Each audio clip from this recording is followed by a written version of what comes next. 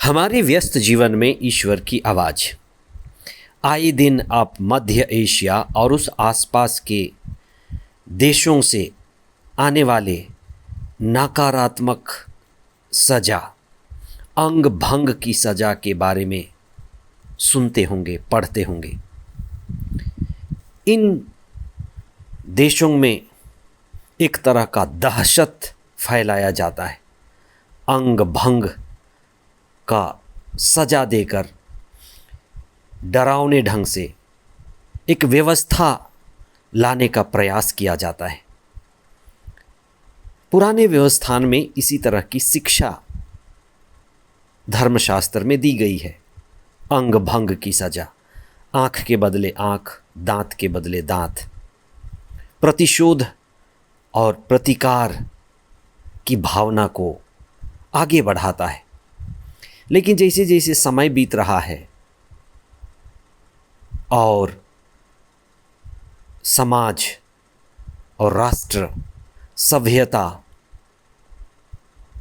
और शिक्षा में बढ़ रहे हैं, संवेदनशीलता में बढ़ रहे हैं, वहीं सज़ा में भी सुधारात्मक और सकारात्मक सुधार की बात की जाती है।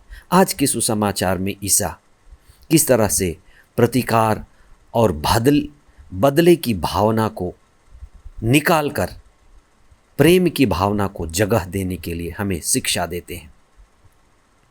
11वां सामान्य सप्ताह 17 जून 2024 सोमवार। पहला पाठ राजाओं का पहला ग्रंथ अध्याय 21 पद संख्याएं 1 से 16 तक और संत मत्ती का सुसमाचार अध्याय 5 पद संख्याएं 38 से 42 तक। हर क्रिया की प्रतिक्रिया होती है।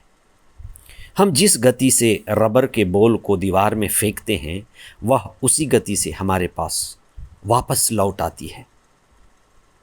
हम जिस भावना से काम करते हैं उसका परिणाम जल्द या देर से हमें मिलता ही है।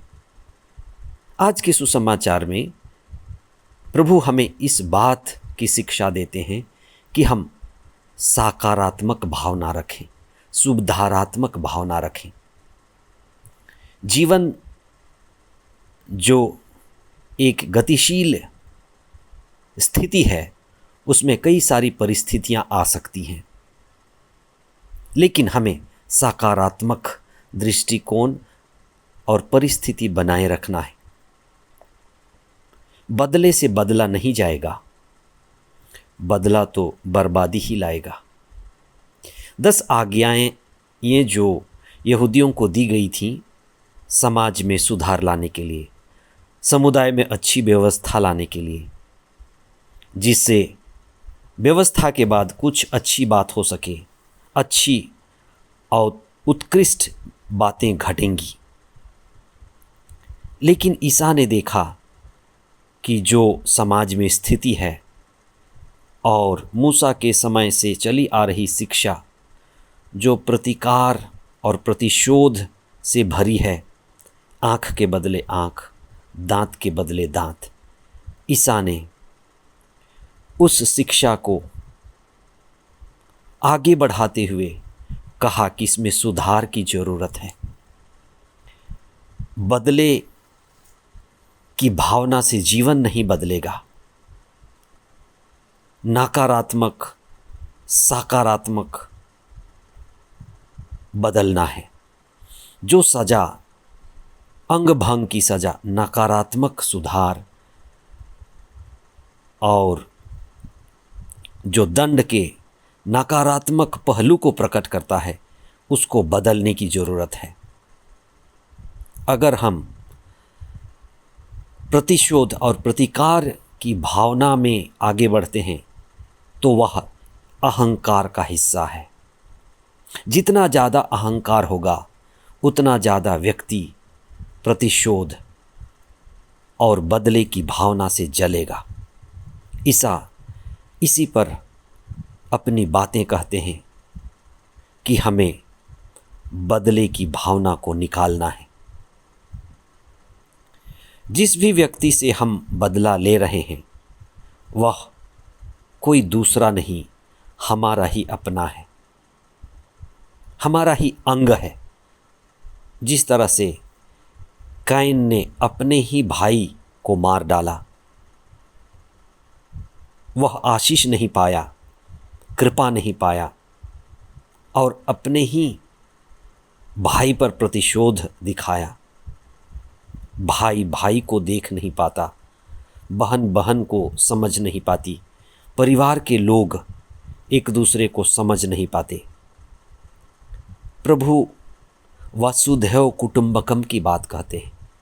सारा विश्व ही परिवार है, सारा अस्तित्व जुड़ा हुआ है।